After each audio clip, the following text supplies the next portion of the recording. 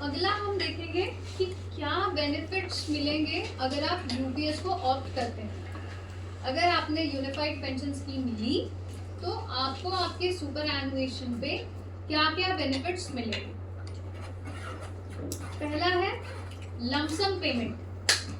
देखिए 10% of your last drawn basic and DA for every completed 6 months of service. मतलब आपकी जितनी service हो गई है अकॉर्डिंगली 10% आपकी लास्ट ड्रॉन बेसिक और डीए का निकाला जाएगा और एक टोटल लमसम पैसा इकट्ठा आपको सुपर एनुएशन पे दिया जाएगा। ये जो लमसम है इसको आप ग्रेचुइटी से कंफ्यूज मत कीजिएगा, क्योंकि ग्रेचुइटी एक कंप्लीट सेपरेट बेनिफिट है। ग्रेचुइटी अगर आपको रिसीव होगा इसका ये मतलब नहीं है कि आपको ये लमसम नहीं मिलेगा। ग्रेचुइटी बिल्कुल सेपरेट है। अगर आप एलिजिबल हैं तो आपको ग्रेचुइटी मिलेगी ही मिलेगी। अपार्ट फ्रॉम दैट आपको अगर आप यूपीएस चूज करते हैं तो आपको ये इकट्ठा पैसा लमसम मिलेगा ही मिलेगा, क्योंकि देखिए ये यूपीएस बेनिफिट है। कोई और बेनिफिट चाहे ग्रेचुइटी हो गया या लीव एनकैशमेंट हो गया, कुछ भी होगा वो आपको मिलेगा। उसके अलावा अगर आप यूपीएस चूज करेंगे तो आपको ये लमसम मिलेगा। अब ये लमसम कितना होगा आप समझ लीजिए। सपोज एग्जांपल लेते हैं, आपकी बेसिक जब आप रिटायर हुए बेसिक और डीए, ये सिर्फ एग्जांपल है बिकॉज ऑफ सिंपल नंबर्स में रखा है मैंने कि आपकी सपोज बेसिक और डीए जब आप रिटायर हुए तो 1 लाख रुपए है, ठीक है। अब जब आप रिटायर उसका 10% of your basic and DA of जब आप रिटायर होते हैं तो कितना हुआ 10,000 रुपये, राइट। और मान लीजिए आपकी सर्विस जो है वो 20 इयर्स की है, ठीक। 1 साल में 6 महीने होते हैं, तो 20 इयर्स में कितने होंगे 40, ठीक है। सो 10,000 इंटू 40 which is 4 lakhs। तो अगर ये लमसम है तो आपको ये अमाउंट सुपर एनुएशन पे डायरेक्टली आपके बैंक अकाउंट में मिलेगा ही मिलेगा। ये सिर्फ एग्जांपल लिया मैंने सिंपल नंबर्स के साथ में ताकि अंडरस्टैंडिंग थोड़ी इजी हो, ठीक। सेकंड इज यूपीएस में एक अश्योर्ड पे आउट है। क्या अश्योर्ड पे आउट है?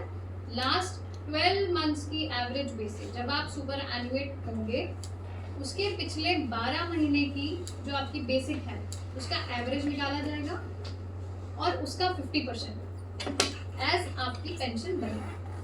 कंडीशन क्या है कि आप कम से कम 25 साल की सर्विस होनी चाहिए। नॉर्मल सुपर एनुएट अगर आप हो रहे हैं तो आपकी 25 साल की सर्विस होगी तो आपको 50% पेंशन मिलेगी। प्रपोर्शनेटली अगर आपकी सपोज 22 साल की सर्विस है, 23 इयर्स की सर्विस है, तो वो 50% थोड़ा रिड्यूस हो सकता है। Otherwise there is a surety कि आपकी लास्ट 12 मंथ्स की एवरेज बेसिक का 50% एज पेंशन आपको रिसीव होगा। इस पेंशन के ऊपर होगा DR which is dearness relief, जो एक सेपरेट सीरीज गवर्नमेंट रन करेगी। उस डीआर के परसेंटेज के हिसाब से आपको इस बेसिक के ऊपर डीआर रिसीव होगा।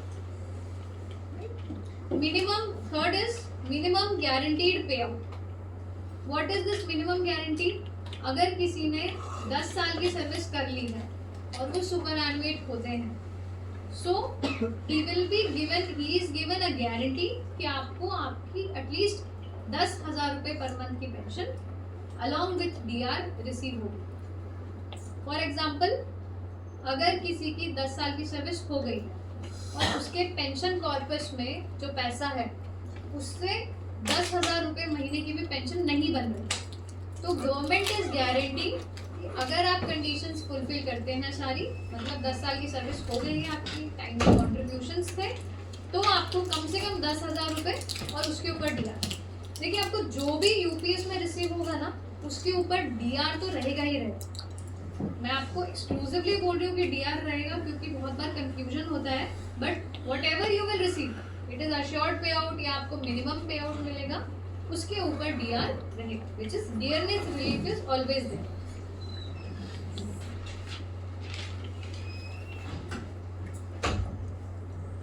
देखिए फाइनल विड्रॉल, यूपीएस में जैसा एनपीएस में था, सेम आपके पास यूपीएस में भी फैसिलिटी है कि अगर आप अपने सुपर एनिमेशन पे चाहें तो आपका जितना भी पूरा कॉर्पस बना है, मतलब जितना आपका पेंशन हर महीना रिड्यूस होके आखिरी में जो भी आपका कॉर्पस बना है उसका 60% पैसा आप विड्रॉ कर सकते हैं immediately super animation. Super animation पे आप 60% पैसा विड्रॉ कर सकते हैं इन कैश। रिमेनिंग 40% से आपकी, जैसे अभी एनपीएस में आपकी 40% से पे आउट एन्युटी बनती है, सेम यूपीएस में आपकी 40% से पेंशन बनेगी। फिर वो 50% ना होके जो अश्योर्ड 50% है वो थोड़ा सा प्रोपोर्शनेटली रिड्यूस हो जाएगा अगर आप 60% पैसा विड्रॉ करते हैं। सो सेम ऑप्शन आपके पास एनपीएस में भी था कि आप अपने कॉर्पस का सुपर एनुएशन के टाइम पे, जब आप सुपर एनुएट हो रहे हैं, रिटायर हो रहे हैं, तब आप 60% पैसा विड्रॉ कर सकते थे। सेम आपके पास यूपीएस में भी है कि आप अपने पेंशन कॉर्पस का 60% पैसा विड्रॉ कर सकते हैं। इस फाइनल विड्रॉल और जो हमने सबसे पहले लमसम की बात की, इसमें भी कंफ्यूज मत होइएगा। लमसम आपको मिलेगा ही मिलेगा, उसके अलावा आपके पास ऑप्शन है कि आप फाइनल विड्रॉल भी अपने पेंशन कॉर्पस से कर सकते हैं। देखिए जो लमसम आपको मिल रहा है ना, वो एडिशनली मिल रहा है फ्रॉम द गवर्नमेंट साइड। ये 60% आप जो विड्रॉ कर रहे हैं वो आप अपना जो पैसा इकट्ठा हुआ है उसमें से करें। सो आप ऐसा मत सोचिए कि आपको 10% मिलेगा आपको तो आपका पेंशन कम हो जाएगा। उस 10% का आपकी पेंशन और आपके फाइनल विड्रॉल के जो 60% आप निकाल सकते हैं, इससे कोई कनेक्शन नहीं है। वो एडिशनल बेनिफिट है जो आपको गवर्नमेंट की साइड से अंडर यूपीएस दिया गया है।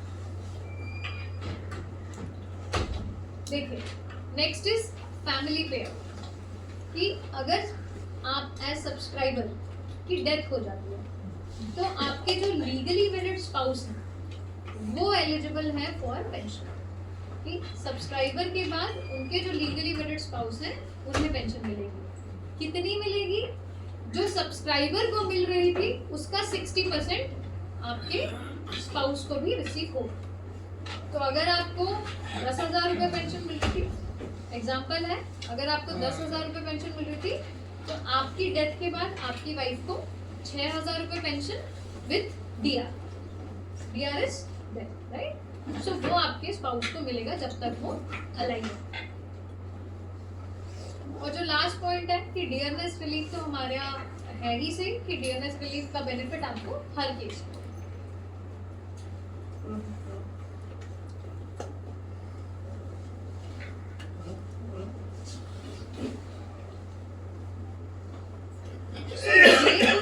बेसिक फीचर्स थे यूपीएस के, कि यूपीएस 1 अप्रैल को आया, 30 नवंबर डेडलाइन है यूपीएस को ऑप्ट करने की।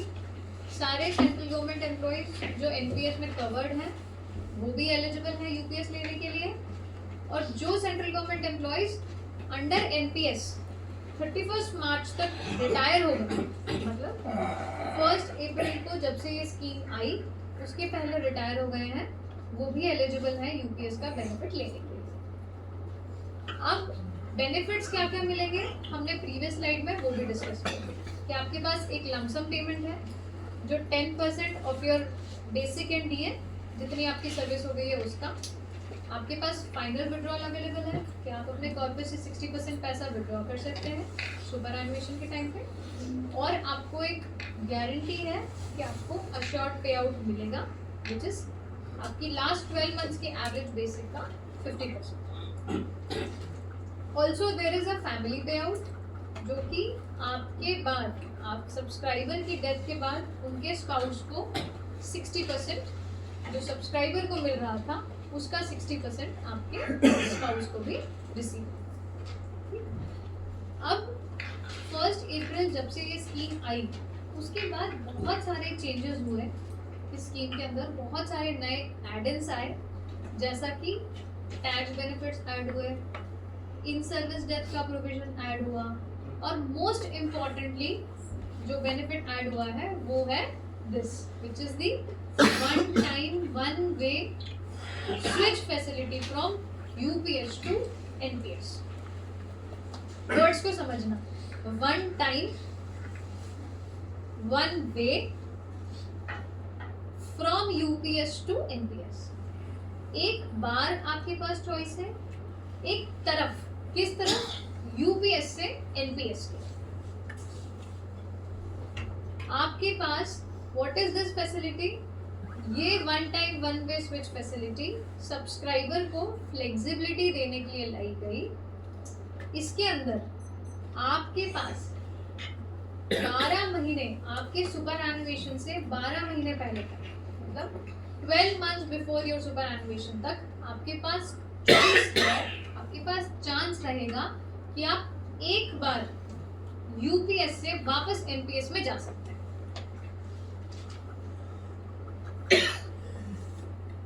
एक बार सुपर एनुएशन से 1 साल पहले तक, तो मैं अज्यूम करती हूँ कि 59 इयर्स की एज तक आपके पास चॉइस है कि आप वापस एनपीएस में जा सकते हैं। अब अगर आप वापस स्विच करेंगे सुपर एनुएशन के अलावा, अगर आप वीआरएस लेते हैं, सपोज आप 20 इयर्स की सर्विस के टाइम के बाद आप वीआरएस लेना चाहते हैं, तो आपके पास वीआरएस से 3 महीना पहले तक आप वापस स्विच कर सकते हैं टू एनपीएस, राइट। अब अगर आप वापस स्विच करेंगे to NPS, so what you will get, जितने पीरियड में आप यूपीएस में रहे, सपोज आप 10 साल तक यूपीएस में कंट्रीब्यूशन करते रहे, उस पीरियड के लिए आपको एडिशनल 4% का कंट्रीब्यूशन वो रिसीव होगा, along with default investment pattern की ग्रोथ। 4% का कंट्रीब्यूशन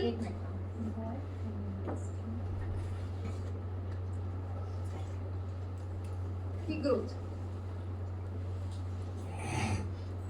क्योंकि एनपीएस में कंट्रीब्यूशन 10% एम्प्लॉय का और 14% एम्प्लॉयर का है। तो जब आप यूपीएस से वापस एनपीएस में जाएंगे तो आपको 4% का जो एडिशनल कंट्रीब्यूशन है वो ग्रोथ के साथ में वापस आपके कॉर्पस में ऐड कर दिया जाए। उसके बाद जिस भी दिन आप स्विच करते हैं, आपके पास यूपीएस से एनपीएस जाने का ऑप्शन ओपन है 59 इयर्स तक। और सपोज आप उसके पहले कभी स्विच करते हैं, तो आप जब से स्विच कर लेंगे उसके नेक्स्ट मंथ से आपका जो कंट्रीब्यूशन है वो 10 and 14% जाएगा, क्योंकि आप स्विच करके वापस एनपीएस में आ गए। और जैसे ही आप एनपीएस में आए, उसके बाद आपके सुपर एनुएशन पे आपके ऊपर एनपीएस के एग्जिट रूल्स अप्लाई करेंगे।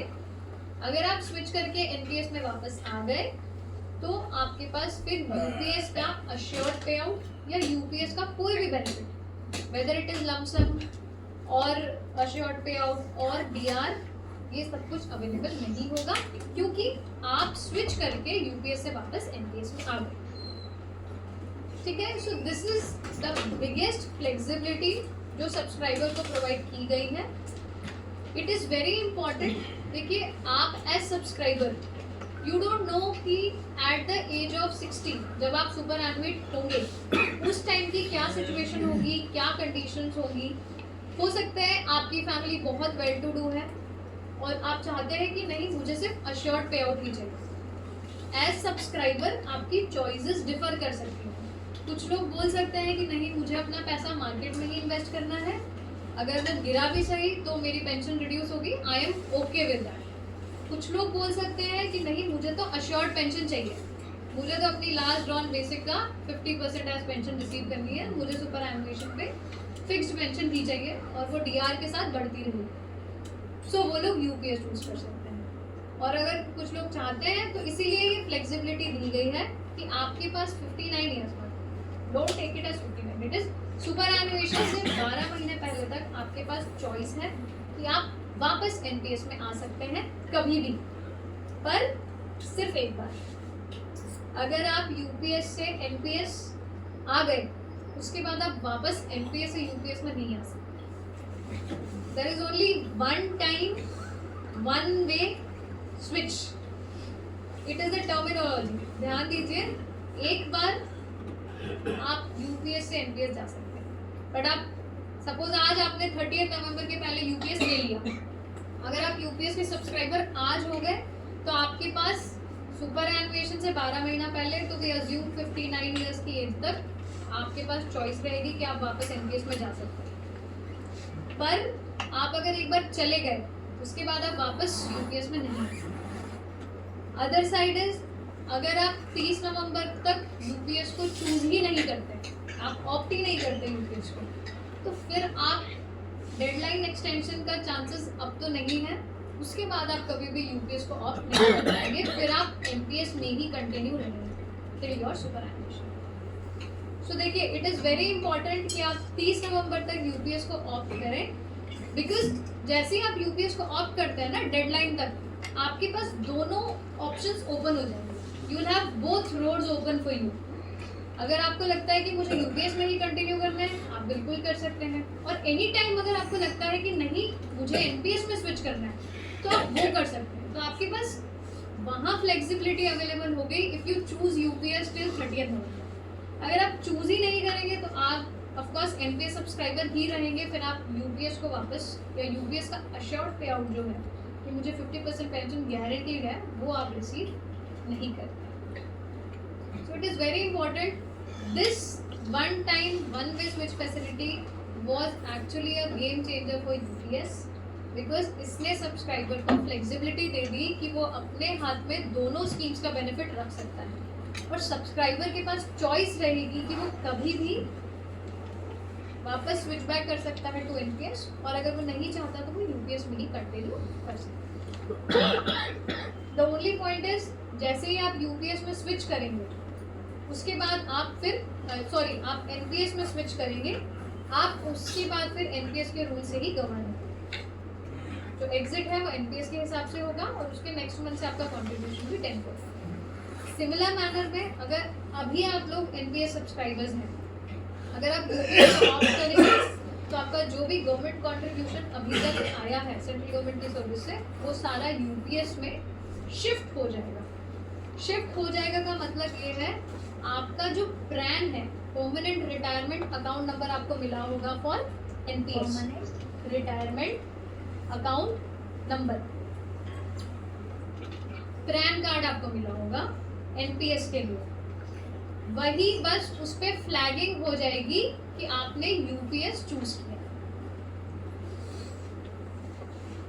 कोई नया अकाउंट या कोई नया नंबर आपको रिसीव नहीं होगा।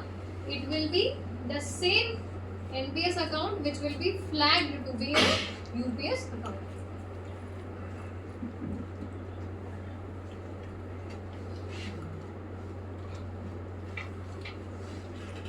देखिए, जो नई फैसिलिटी एक और ऐड हुई थी, the game changer which was one time one way switch, हमने देखा। उसके बाद ये बेनिफिट ऐड हुआ है 18 जून को, एक OM आया DOPPW की साइड से, which is the benefit of in service death, कि अगर किसी भी सब्सक्राइबर की, ये सेम प्रोविजन एनपीएस में भी अवेलेबल है, जो एनपीएस में अवेलेबल है सेम एक्सटेंड किया गया है फॉर यूपीएस, कि अगर किसी सब्सक्राइबर की ड्यूरिंग द सर्विस डेथ हो जाती है तो वो भी एलिजिबल है ओपीएस का फैमिली पेंशन लेने के लिए। उन्हें ऑप्ट करना पड़ेगा पर इस फैसिलिटी के लिए, which is in form 1। There is a form 1, आपको वो फिल करके देना होगा अपने नोडल ऑफिस को, वो सर्विस रिकॉर्ड में लगेगा। अगर आप उसमें चूज करते हैं तो अगर ड्यूरिंग द सर्विस आपकी डेथ होती है तो आपके पास चॉइस है, अगर आपने ऑप्ट किया है तो आप ओपीएस का फैमिली पेंशन ले सकते हैं। और अगर आप ओपीएस का फैमिली पेंशन के लिए एप्लीकेबल हो गए, उसके बाद आपके ऊपर ओपीएस वाले रूल्स लग जाएंगे, आप उधर मूव हो जाएंगे। तो आपका जो एनपीएस कॉर्पस है, अब आपने क्योंकि ओपीएस का फैमिली पेंशन ले लिया तो आपको पेंशन तो ओपीएस के थ्रू मिलेगी, तो आपका जितना भी एनपीएस का कंट्रीब्यूशन होगा उसमें जो एम्प्लॉयर का जितना पार्ट होगा, एम्प्लॉयर का जितना कंट्रीब्यूशन होगा वो एम्प्लॉयर को रिटर्न कर दिया जाएगा, और एम्प्लॉय का जितना पार्ट है वो, और जितना वो ग्रो हुआ है, मतलब ग्रोथ के साथ में एम्प्लॉय के लीगल एयर को या नॉमिनी को दे दिया जाएगा। तो अगर आपकी 10 साल की सर्विस हो गई है और आपका सपोज 10 साल की सर्विस में आपका कंट्रीब्यूशन 10 लाख है, उस 10 लाख में से 5 लाख आपका है, मतलब एम्प्लॉय का है, और 5 लाख जो है वो एम्प्लॉयर का है टोटल, क्योंकि हर महीना आपकी सैलरी में से कुछ आपका कंट्रीब्यूशन कटता है और आपका एक एम्प्लॉयर भी वो कंट्रीब्यूशन देता है, तो वो दोनों मिला के अगर आपका 10 साल की सर्विस के बाद 10 लाख का कंट्रीब्यूशन है, उसमें से 5 लाख एम्प्लॉय का है, 5 लाख एम्प्लॉयर का है, और ये मैं ग्रोथ के साथ बता रही हूँ कि ग्रो हुआ पैसा उसके साथ 5-5 लाख। तो अगर आपकी 10 साल की सर्विस के बाद ही डेथ हो जाती है और आपने ओपीएस की फैमिली पेंशन चूज की है, तो आपकी फैमिली को ओपीएस के थ्रू पेंशन मिलेगी। इस 10 लाख में से जो 5 लाख एम्प्लॉयर का है वो एम्प्लॉयर को वापस दे दिया जाएगा, और जो एम्प्लॉय का 5 लाख है वो 5 लाख आपका जो भी, बिकॉज सब्सक्राइबर की डेथ हो गई तो आपकी जो भी नॉमिनी है, लीगल हेयर है, उनको लौटा दिया जाएगा। सो this is the benefit of in service death. यहाँ पे इट इज वेरी इंपॉर्टेंट कि सब्सक्राइबर फॉर्म 1 फिल करें अगर आपको ओपीएस का फैमिली पेंशन लेना है। ये सेम प्रोविजंस एनपीएस में भी हैं, सेम प्रोविजंस एक्सटेंड किए गए हैं to UPS. You have to opt for the family pension under OPS in form 1।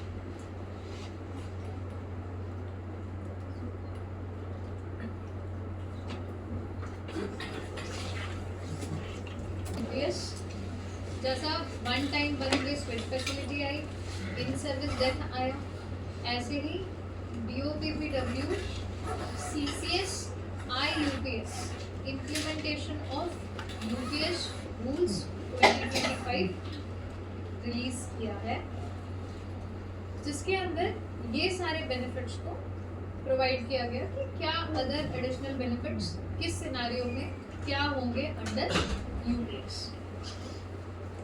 NPS के लिए CCS, INPS implementation of national pension system rules है, सेम यूपीएस के लिए CCS, IUPS रूल्स आए। देखिए नेक्स्ट इज रेजिग्नेशन या removal और dismissal from service के केस में यूपीएस में क्या बेनिफिट मिलेगा। अगर एज अ सब्सक्राइबर आप रिजाइन करते हैं या आपको रिमूव और डिसमिस किया जाता है from the service, so in case of UPS आपको लमसम मतलब इकट्ठा पैसा आपके कॉर्पस में उस टाइम पे जितना भी होगा इकट्ठा एक साथ दे दिया जाएगा। Then there will be no pension, resignation, removal, dismissal, तीनों केसेस में जितना पैसा आपके कॉर्पस में एनपीएस यूपीएस कॉर्पस में यूपीएस कॉर्पस में जो भी पैसा होगा वो इकट्ठा एक साथ आपको पूरा दे दिया जाएगा इन योर बैंक। सो अगर आप रिजाइन करते हैं आपके कॉर्पस में जो भी पैसा होगा वो पूरा आपको एक साथ मिल जाएगा। Then there will be no pension. Only catches, अगर आप टेक्निकल रेजिग्नेशन देंगे 10 साल की सर्विस के बाद किसी, जैसे अभी आप सेंट्रल गवर्नमेंट में तो आप किसी स्टेट में जाते हैं या आप किसी पीएसयू में जाते हैं, 10 साल की सर्विस के बाद टेक्निकल रेजिग्नेशन देके अगर आप स्टेट पीएसयू कहीं पे भी जाएंगे तो उस केस में आपको यूपीएस का अश्योर्ड पे आउट मिलेगा आपकी सुपर एनुएशन से जो भी आपका है, और लमसम बेनिफिट, फाइनल विड्रॉल, वो सारी फैसिलिटी उस केस में होगी। उसके अलावा किसी और टाइप का रेजिग्नेशन होगा तो आपका जो भी कॉर्पस में पैसा है एक साथ इकट्ठा आपको डायरेक्टली आपके बैंक अकाउंट में दे दिया जाएगा। ये रेजिग्नेशन, रिमूवल और डिसमिसल का। Next is compulsory retirement as a penalty. अगर कंपल्सरी रिटायरमेंट होता है आपका एज अ पेनल्टी तो उस केस में आपको यूपीएस के सारे बेनिफिट्स मिलेंगे सब्जेक्ट टू आपका सिर्फ जो अश्योर्ड पे आउट है, जो आपको हम मतलब जो गवर्नमेंट गारंटी दे रही है कि आपको 50% after last 12 months basic age pension मिलेगी अलॉन्ग विद डीआर, उस केस में वो रिड्यूस हो सकती है maximum not less than full and जो आपका एम्प्लॉयर, जो आपकी कॉम्पिटेंट अथॉरिटी है वो आपके ऊपर, because it is a penalty, तो वो आपके ऊपर पेनल्टी के हिसाब से एक यू कैन से डिडक्शन लगा सकते हैं आपके बेनिफिट में, पर वो भी मैक्सिमम 1/3 ही रिड्यूस कर सकते हैं।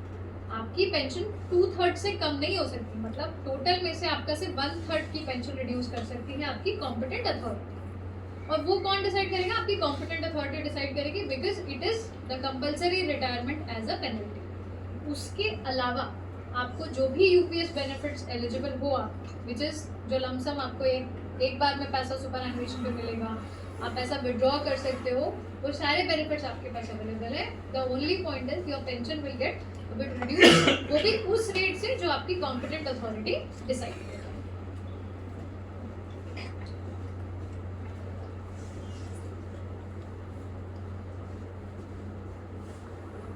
Next is the taxation benefits of UPS.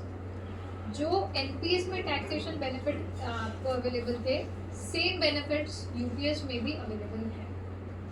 जो आप 60% पैसा विड्रॉ करेंगे आपके सुपर एनुएशन पे, जिसको हम फाइनल विड्रॉल बोल रहे हैं, कि आप अपने सुपर एनुएशन पे अपने पूरे कॉर्पस में से 60% पैसा विड्रॉ कर सकते हैं। तो वो जो पैसा आप विड्रॉ करेंगे वो कम्प्लीटली टैक्स फ्री होगा, उस पर आपको एक single penny of money as tax that is completely tax free. जो आपको लमसम पेमेंट मिलेगा, जो हम 10% की बात कर रहे हैं, जो ग्रेचुटी मिले, लीव एनकैशमेंट मिले, जो कुछ भी मिलना है, उसके अलावा अगर आप यूपीएस चूज करते हैं तो आपको रिसीव होगा, वो भी कम्प्लीटली टैक्स फ्री है। No tax on that amount. वो कुछ भी अमाउंट हो सकता है, जो भी अमाउंट आपको रिसीव होगा that is completely tax free. अगर आपको मंथली कॉन्ट्रीब्यूशन जो आप कॉन्ट्रीब्यूट करते हैं, वो आपको जो टैक्स डिडक्शन मिलता है वो अवेलेबल है ही से, जैसा आपको एनपीएस में सेम यूपीएस में। एटीसीसीडी 1B में आप एडिशनल 50,000 का भी लेते हैं, so that is eligible for UPS also. Similar manner में जो आपको एनपीएस में पार्शियल विड्रॉल की फैसिलिटी अवेलेबल है, कि आप मैक्सिमम 25% अपने खुद के कॉन्ट्रीब्यूशन का अपने पूरे सर्विस टेन्योर में 3 बार विड्रॉ कर सकते हो, मैक्सिमम 3 बार विड्रॉ कर सकते हो। सेम फैसिलिटी आपको यूपीएस में भी दी गई है कि आप पार्शियल विड्रॉल भी कर सकते हो। अगर कोई फैमिली इमरजेंसी है, आपको चिल्ड्रंस मैरिज है, या घर में कोई भी इमरजेंसी है, हॉस्पिटलाइजेशन इमरजेंसी, तो आप अपने कॉर्पस में से कुछ पैसा पार्शियली विड्रॉ कर सकते हो। कितनी बार? Maximum 3 bar. बट ये जो 3 बार है ये टोटल है। अगर आप अभी तक एनपीएस में थे और आप एक बार निकाल चुके हो, तो अब अगर आप 30 नवंबर तक यूपीएस में स्विच करोगे तो आपके पास 2 बार ये ऑप्शन अवेलेबल रहेगा। सो एनपीएस यूपीएस टोटल मिला के इट इज 3 टाइम्स। अगर आप तीनों बार अभी निकाल चुके हो तो फिर आप यूपीएस में स्विच करोगे तो फिर आप विड्रॉ नहीं कर पाओगे। तो ये जो आप पार्शियल विड्रॉल करोगे या कर सकते हो, ये जो फैसिलिटी आपके पास अवेलेबल है वो भी कम्प्लीटली टैक्स फ्री है, उसके ऊपर भी आपको कोई टैक्स नहीं देना।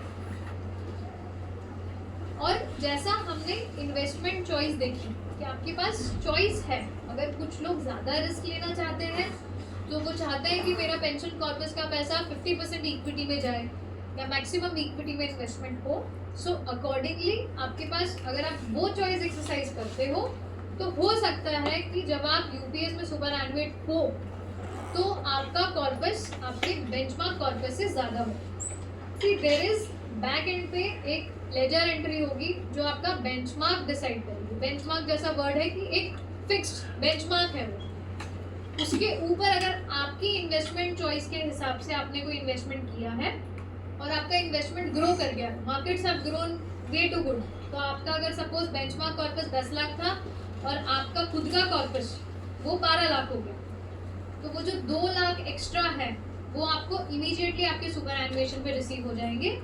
वो जो 2 लाख है वो 60% टैक्स फ्री होंगे, remaining 40% it will be taxable. So वो जो एक्सेस आपको मिलेगा इमीडिएटली आपके सुपर एनुएशन पे that would be 60% completely tax free, और वो एक्सेस होगा आपके इन्वेस्टमेंट चॉइस के बेसिस पे। नाउ सी, जो बेंचमार्क कॉर्पस है वो किस बेसिस पे डिसाइड होगा? It is very important for all the nodal offices, जो भी आप ऑफिसेस में है, इट इज़ वेरी इंपॉर्टेंट कि आपका जो कॉन्ट्रीब्यूशन है, मंथली कॉन्ट्रीब्यूशन है, वो आपको टाइमली रिसीव हो। बेंचमार्क कॉर्पस आपके जो टाइम फिक्स्ड है है उसके ऊपर कैलकुलेट होगा कि आपको कंट्रीब्यूशन टाइमली आया। अगर आपका कंट्रीब्यूशन से नेक्स्ट मंथ की सेकंड तक आना चाहिए और अगर आपका कंट्रीब्यूशन नेक्स्ट मंथ की 10th तक आ रहा है तो आपके कॉर्पस में वेरिएशन होगा।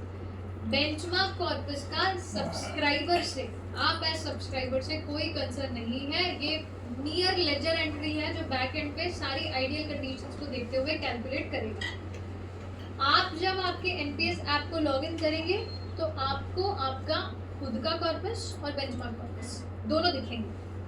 आपको दोनों अकाउंट्स मतलब दोनों फिगर्स विजिबल होंगे।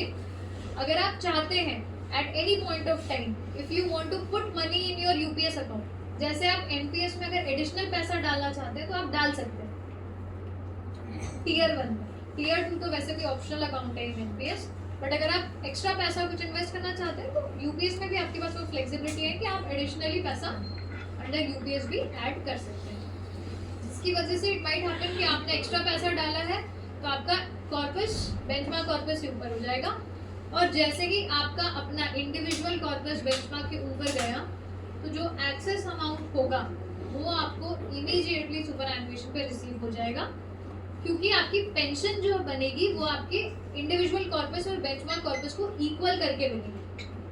इक्वालिटी पे ही लास्ट ड्रॉन 12 मंथ्स की पेंशन बनेगी 50%। उसके ऊपर जो भी फंड्स अगर आपके कॉर्पस में ग्रोथ के साथ हुए हैं तो वो आपको इमीडिएटली सुपरएनुएशन पे दे दी जाएगी।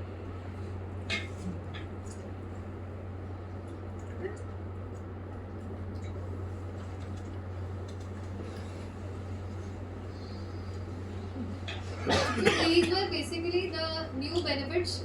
We'll take questions at the end. Added. Now we'll move to, this is basically a table which shows the NPS and UPS. You can see a comparative table. Both the schemes have their own advantages. Both work on somewhat different patterns as per the demands raised. जैसे UPS में surety है, एनपीएस में कोई surety नहीं है, it is completely market driven, right. So there is a comparative table of NPS and UPS. देखिए NPS आया 1 जनवरी 2004 से for all central government employees, 2004।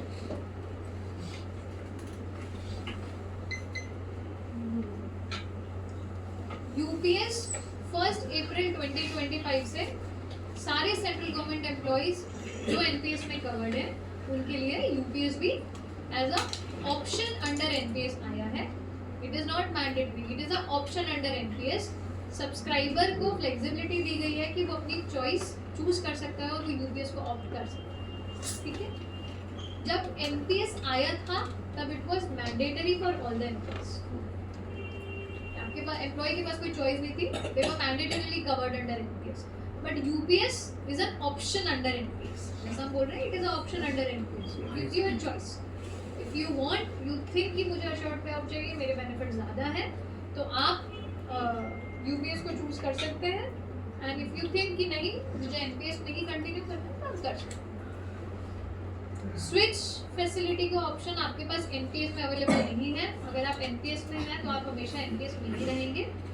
But जैसा हमने पहले ही डिस्कस किया कि आपके पास यूपीएस में one time one way switch facility दी गई है कि अगर आप 30 नवंबर तक यूपीएस को चूज करेंगे तो आपके पास फ्लेक्सिबिलिटी रहेगी कि आप सुपर एनुएशन से 1 साल पहले 12 महीना पहले तक वापस आप एनपीएस में आ सकते हैं। But this flexibility is not available in NPS. This is only in UPS. Contribution.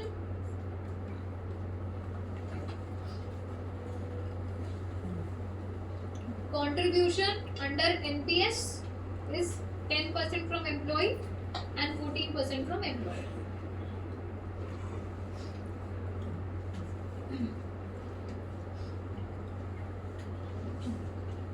But under UPS, it is 10% from employee, 10% from employer.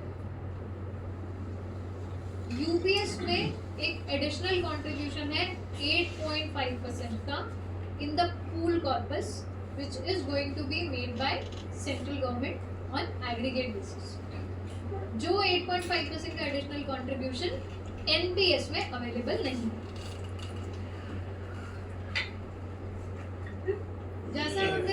Discuss किया, पेंशन फंड चूज करने का चॉइस दोनों स्कीम्स में सेम है। आप एक फाइनेंशियल ईयर में एक बार अपना पेंशन फंड चूज कर सकते हैं। इन्वेस्टमेंट चॉइस दोनों स्कीम्स में सेम है, आप 2 बार अपनी इन्वेस्टमेंट चॉइस चूज कर सकते हैं। पार्शियल विड्रॉल दोनों स्कीम्स में सेम है कि आप मैक्सिमम 3 बार अपने कंट्रीब्यूशन का 25% विड्रॉ कर सकते हैं, जो कंप्लीटली टैक्स फ्री होगा, पर 3 बार की लिमिट दोनों के लिए टोटल।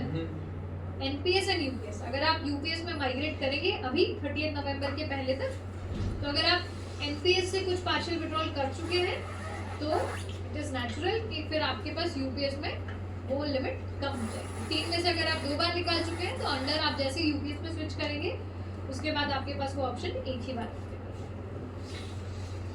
अभी तक एक भी बार नहीं विड्रॉ किया है तो आपके पास यूपीएस में 3 बार चांस है, 3 टाइम्स का चांस कंप्लीट यूपीएस में।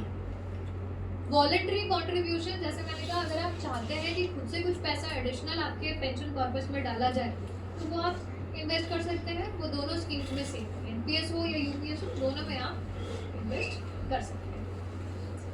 टैक्सेशन बेनिफिट्स एग्जैक्टली दोनों स्कीम्स में सेम है, दोनों ट्रिपल ई प्रोडक्ट है, मतलब exempt product. Taxation in both the schemes. UPS जब इनिशियली 1 अप्रैल को आया था तब ये टैक्स बेनिफिट्स नहीं थे, बट लेटर ऑन सीबीडीटी के सर्कुलर के थ्रू 2 जुलाई को सीबीडीटी का सर्कुलर आया जिससे जो एनपीएस के टैक्स बेनिफिट्स हैं सीबीडीटी 2 जुलाई, हाँ 2 जुलाई।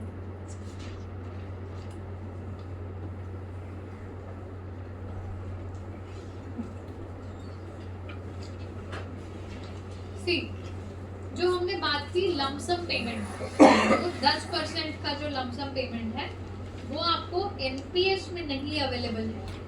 एनपीएस में ऐसा कोई लमसम पेमेंट का ऑप्शन आपके पास नहीं है कि एडिशनली आपको यूपीएस में ये बेनिफिट दिया गया है। जो आपका टोटल लमसम बनेगा आपके सुपर एनुएशन पे इमीडिएटली आपको रिसीव होगा इन योर बैंक अकाउंट, और ये लमसम पेमेंट आपकी पेंशन को कोई इम्पैक्ट नहीं करेगा। या एडिशनल सेंट्रल गवर्नमेंट आपको पे कर रही है which is 10% of your last basic and DA for every completed 6 months।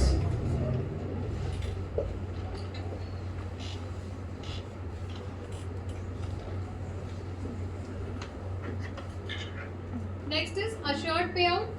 NPS में कोई भी अश्योर्ड पे आउट नहीं है। आपके पास एनपीएस में 40% मैंडेटरी एन्युटी का ऑप्शन है कि आपको एन्युटी लेनी ही पड़ेगी। 60% आप विड्रॉ कर सकते हो। एन्युटी एब्रिविएशन हो या नहीं, it is a word, it is a word annuity. A double ANNUIT।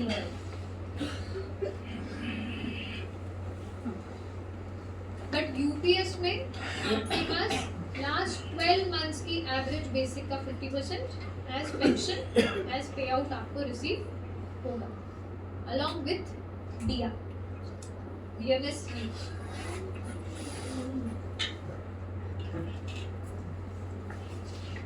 NPS में कोई मिनिमम पे आउट नहीं है, देयर इज नो मिनिमम पे आउट का गारंटी। आपका जितना कॉर्पस होगा उसके बेसिस पे आप 40% का एन्युटी परचेज करेंगे, उससे आपकी जो भी पेंशन बन रही होगी आपको वो ही रिसीव होगी। Under UPS, the government is guaranteeing a minimum pension of 10,000 rupees per month along with DNS relief. DNS relief, NPS के केस में there is no DR, there is no DNS relief in NPS। जो आपका annuity fix होगा आपको same annuity मिलेगा throughout your life, but in UPS there is a provision of DNS relief. For any payment you receive, you will have a DR plus DR available to it. Final withdrawal दोनों schemes में same है।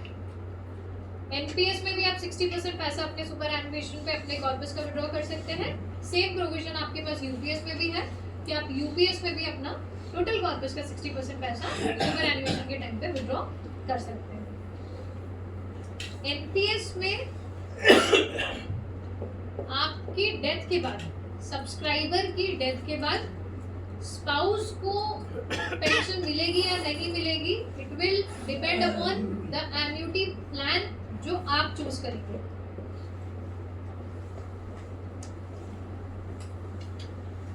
But in UPS there is a surety कि subscriber की death के बाद spouse को 60% पैसा मिलेगा जो सब्सक्राइबर को मंथली मिल रहा है। जो भी सब्सक्राइबर रिसीव कर रहा था उसका 60% सब्सक्राइबर की डेथ के बाद स्पाउस को मिलेगा।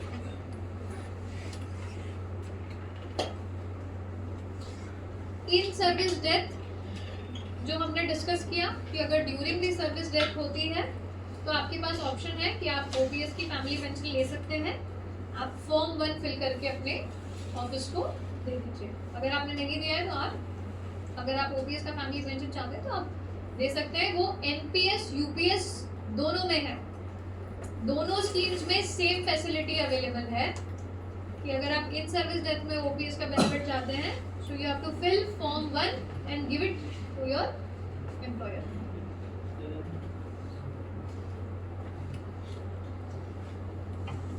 एनुअल लाइफ सर्टिफिकेट, अगर आप एनपीएस में रिटायर होते हैं तो जो एन्युटी सर्विस प्रोवाइडर्स हैं उन्हें आपको सबमिट करना पड़ता है, एन्युटी सर्विस प्रोवाइडर।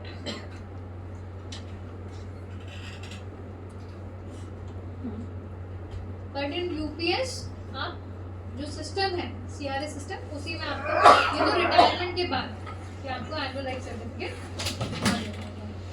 सो ये बेसिकली एक कंपैरेटिव टेबल था जो आपको एनपीएस और यूपीएस दोनों का एक बेसिक कंपैरिजन आपको दे दिया। बहुत सारे प्रोविजंस सिमिलर लाइन पे एक्सटेंडेड हैं to UPS, but UPS guarantees and assurity कि आपको एटलीस्ट इतना तो रिसीव होगा ही। प्लस एनपीएस में आप एन्युटी जो लेंगे उसके बेसिस पर डिसाइड होगा कि आपके स्पाउस को क्या बेनिफिट्स मिलेंगे। But in UPS it is fix कि जो भी आपको एज सब्सक्राइबर रिसीव हो रहा है उसका 60% आपके स्पाउस को रिसीव होगा। Spouse should be one clarity. It is very clear in UPS. Spouse should be legally wedded spouse as on the date of superannuation. It should be only legally wedded spouse as on the date of superannuation. We have many cases. I have 2 spouses, 3 spouses, but that will not work. जो legally wedded spouse होगा superannuation की date पे उसे ही पे out मिलेगा। So these are basically क्या हमें receive हुआ है, so I am telling you legally wedded spouse as on the date of superannuation. So this was it from my side. Now we'll open for question and answer.